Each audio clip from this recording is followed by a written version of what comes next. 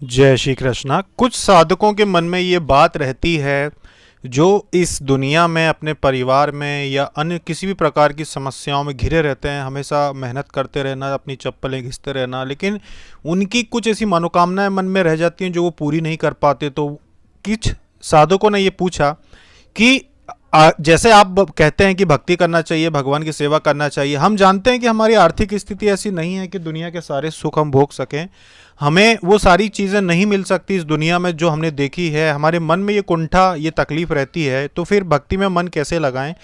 कुछ इसको समझाएं हमें कि वास्तव में इसका रूप कैसा होता है भक्ति का, और मोक्ष जो मिलता है उसमें क्या होता है, मोक्ष का क्या अर्थ होता है, ये हमें अच्छे से थोड़ा समझा दीजिए।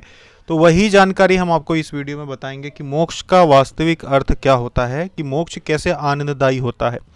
मान लीजिए कि आप भगवान विष्णु के भक्त हैं, श्री कृष्ण के भक्त हैं, और उनकी आप भक्ति करते हैं, पूरा जीवन आपने बिताया। तो जो भक्त होते हैं, स्वाभाविक सी बात है कि किसी की भक्ति ज़्यादा होगी, किसी की कम होगी, किसी ने बहुत सारी चीज़ों का त्याग करके भक्ति की होगी, कुछ ऐसे होंगे जिन्होंने सभी चीज़ों का त्याग नहीं कर पाए होंगे। तो मुक्ति का जो स्वरूप आज हम आपको बताने जा रहे हैं, जो एक जीव अपने जीवत्व भावों को सुरक्षित रखते हुए, और जब वो मोक्ष उसको प्राप्त होता है तो उसका क्या होता है, वो कहाँ जाता है, और किस तरह से वो मोक्ष धाम में जाकर निवास करते हुए किस परमानंद का उपभोग करता है, कैसे करता है, उन स्थितियों को हम समझाएंगे। देखिए, मोक्ष जो मिलता है, जो भी आपको इष्ट भगवान जो आपके होते हैं, जिनके धाम में आप जाते हैं, तो वहाँ पे जो आपको कहते हैं कि मुक्ति मिल गई, मोक्ष मिल गया, उसके 5 प्रकार होते हैं मोक्ष के। आपको 5 स्थितियाँ वहाँ होती हैं। अलग अलग जो भक्त होते हैं, अलग अलग जो भक्ति करते हैं, उनकी सेवा भाव के अनुसार, उनकी भक्ति और त्याग के अनुसार कि किसने किस तरह से भक्ति की है, उसके अनुसार उनको मोक्ष की जो होती है 5 प्रकार होते हैं। सबसे पहले होता है सालोक्य मुक्ति।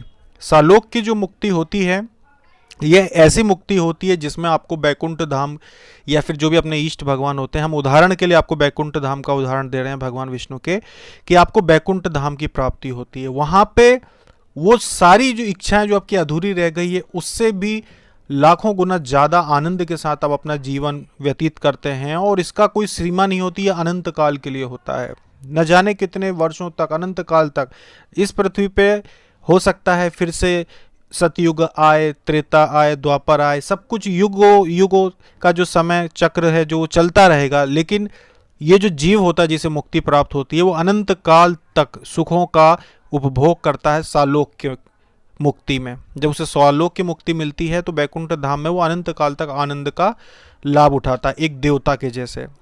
दूसरी प्रकार की जो मुक्ति होती है वो शास्त्रीय मुक्ति कहलाती है। शास्त्रीय मुक्ति यह होती है जो सालोक्य मुक्ति से भी ज़्यादा उत्तम कही गई है। जो सालोक्य मुक्ति पाने के जो अधिकारी हैं, ऐसे भक्तों से भी जो ज़्यादा बड़े भक्त होते हैं, उन्हें शास्त्रीय मुक्ति प्राप्त होती है। इस मुक्ति में जो भक्त होता है, वो भगवान के बैकुंठ धाम में उसे भगवान के जैसे ही सभी ऐश्वर्य की वस्तुएं उसे प्राप्त हो जाती हैं, यश कीर्ति सब कुछ प्राप्त हो जाता है। वो एक बहुत ही देवता से भी ऊपर कह लीजिए कि परम भक्त के रूप में बहुत ही सम्मानित व्यक्ति होकर वहाँ पे वो निवास करता है बैकुंठ धाम में। वहाँ पे उसे वो सारे अधिकार प्राप्त होते हैं जो भगवान के पास होते हैं। सिर्फ कुछ चीज़ें वो नहीं कर सकता, जैसे कि सृष्टि में हस्तक्षेप नहीं करता, जैसे कि वो यहाँ पे अपनी इच्छा से अवतार लेके जन्म नहीं ले सकता, वो किसी का संहार नहीं कर सकता, वो प्रलय नहीं ला सकता, बस ये शक्तियाँ नहीं होती हैं उसके पास शास्त्रीय मुक्ति में। बाकी सभी ऐश्वर्य सुख उसे भगवान के जैसे ही मिलते हैं बैकुंठ धाम में। इसके ऊपर जो होता है तीसरे प्रकार की मुक्ति जो होती है, वो सामीप्य मुक्ति होती है। जो भक्त शास्त्रीय मुक्ति पाने से भी ज़्यादा योग्य भक्त होते हैं, जिन्होंने और ज़्यादा भक्ति की हुई होती है, अपने जीवन में ज़्यादा से ज़्यादा सुख सुविधाओं का त्याग करके जिन्होंने भगवान की भक्ति की हुई होती है, उन्हें सामीप्य मुक्ति प्राप्त होती है। इस मुक्ति में भगवान के बिल्कुल करीब रहता है, जैसे कि कहते हैं दाहिना हाथ बन के। तो श्री भगवान के दाहिना हाथ बन के, उनके परिवार के सदस्य के जैसे ही जो व्यक्ति होता है, जो आत्मा होती है, वो वहाँ पे देवता का रूप धारण करके भगवान के ही समीप, उनके ही साथ, उनके ही अंग बन के उनके साथ ही रहता है। ये मुक्ति प्राप्त होती है, सामीप्य मुक्ति। बाकी चीज़ें तो मिलती ही हैं, सारे सुख, यश, कीर्ति, सम्मान मिलता ही है, क्योंकि भगवान का जो बैकुंठ धाम में, वहाँ पर भी हजारों नहीं, लाखों नहीं, असंख्य की संख्या में आत्माएं होती हैं, जो आत्मा नहीं कह सकते, देवता के रूप में ही वो सभी होते हैं। और जैसे कि मनुष्य लोक में, जो हमारा जो पृथ्वी लोक है, यहाँ पे तो खैर गिनती है कि कुछ करोड़ संख्या में मनुष्य हैं, उसमें उनके बीच में ही इंसान जो है वो कुछ हजार लोगों के बीच में ही मान सम्मान पाने के लिए जीवन भर परेशान होता रहता है। लेकिन बैकुंठ धाम में करोड़ों लोगों के बीच में वो आपको सम्मान मिलता है जिसकी कोई गिनती ही नहीं है। इतना सम्मान, इतना यश मिलता है जिसकी कोई गिनती ही नहीं है।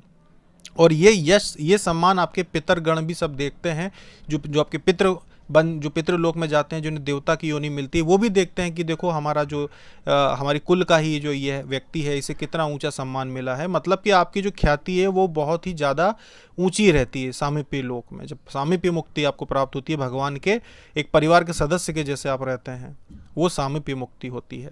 इसके ऊपर जो मुक्ति होती है, और अच्छे भक्त जो होते हैं उनको सारूप्य भक्ति मिलती है।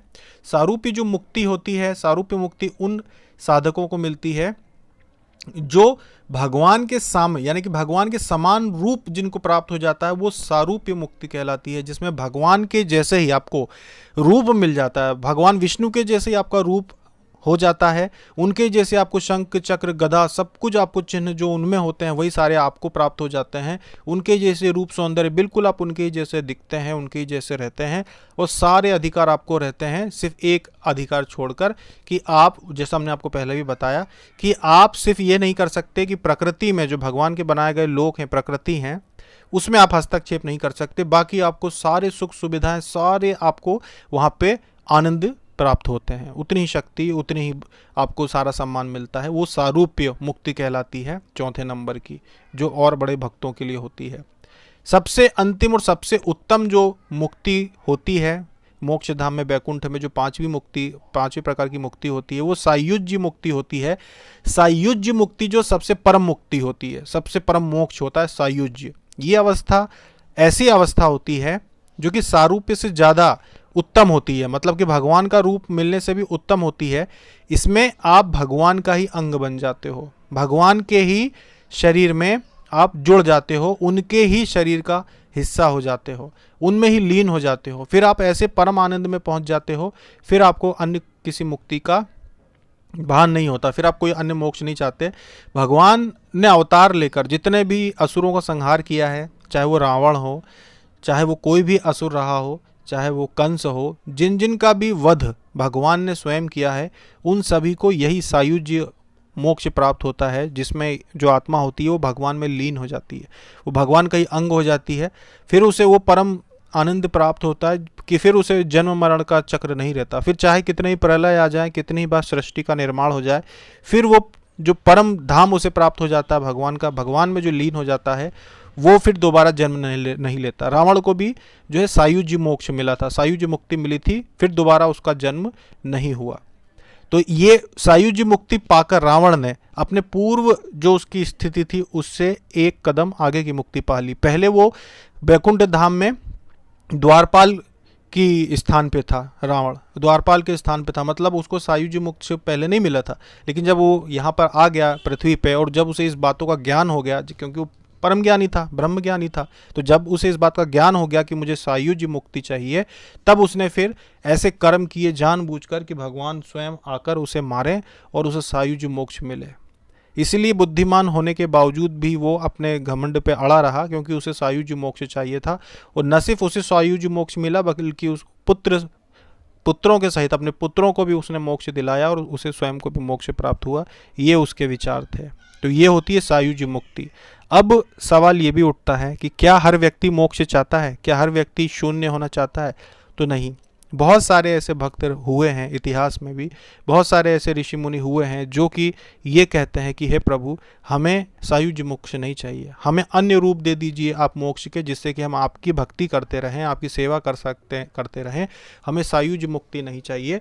तो बहुत सारे जो ज्ञानी होते हैं वो सिर्फ भक्ति मांगते हैं प्रभु से कि हमें मोक्ष दीजिए ऐसा कि हम आपकी भक्ति दोबारा कर सकें। इसीलिए कहा जाता है कि अपने जीवन में जो भी व्यक्ति है वो, अगर आपको कोई आपकी मनोकामना मन की अधूरी रह गई है, इस जीवन में आपको सुख संपत्ति नहीं मिली, स्त्री सुख नहीं मिला, आपको सुंदर स्त्री नहीं मिली, या आपको घर परिवार अच्छा नहीं मिला, धन सुख संपत्ति नहीं मिले, आपका जीवन जो है वो दरिद्रता में बीत गया, तब भी अगर आप मोक्ष की कामना करके जाएंगे तो आपकी सारे जितने भी आपकी अधूरापन है जीवन का, ये सारा पूर्ण हो जाता है मोक्ष मिलने के बाद। क्योंकि वहाँ पर भी जो लोक हैं, उन लोकों में भी अलग अलग देवताओं को जैसे आपको जीवन मिलता है, वो सारी सुख सुविधाएं जो आपको यहाँ नहीं मिल पाती है वो सभी मिलती हैं। बस अंतर ये है कि यहाँ पे सुख सुविधाएं भोगने के चक्कर में लोग जो है वो जन्म मरण के चक्कर में ही रह जाते हैं, 84 लाख योनियों में पड़े रहते हैं। लेकिन वहाँ एक बार मोक्ष मिल के जो जाता है उसको अनंत काल तक आनंद मिलता है, उसे फिर दोबारा यहाँ जन्म नहीं लेना पड़ता। इसलिए अगर आपको इस जीवन में कुछ नहीं भी मिला है तो उसका अफसोस ना करें, उसके लिए दुख ना मनाएं और भगवान की भक्ति करें, आपको सब कुछ प्राप्त होगा। भक्ति में सब कुछ मिलेगा। क्योंकि वैसे भी अगर आप मन में चिंता भी करेंगे कि मुझे जीवन में ये नहीं मिला वो नहीं मिला, तब भी ऐसा जरूरी नहीं है कि हर इंसान को हर चीज़ मिल जाए। लेकिन ये आवश्यक है कि मृत्यु तो सभी की आना है, उम्र आपकी बुढ़ापे की तरफ जाएगी ही जाएगी। तो जो भी लोग जिनकी भी उम्र अगर ज़्यादा भी हो गई है, 60 साल से ज़्यादा हो गई है, और जिनको ये मन में ये बात है, खेद है कि हमें कुछ चीज़ें नहीं मिल पाई जीवन में, तो दुख ना मनाएं, भगवान की भक्ति में आप मन लगाएं, सब कुछ मिल जाएगा आपको। जो चाहिए भगवान सब देते हैं, अभी नहीं तो बैकुंठ में मिलेगा, लेकिन सब कुछ मिलेगा। तो ये थी मोक्ष और मुक्ति के ऊपर जानकारी जो साधकों ने पूछी थी। जय श्री कृष्णा।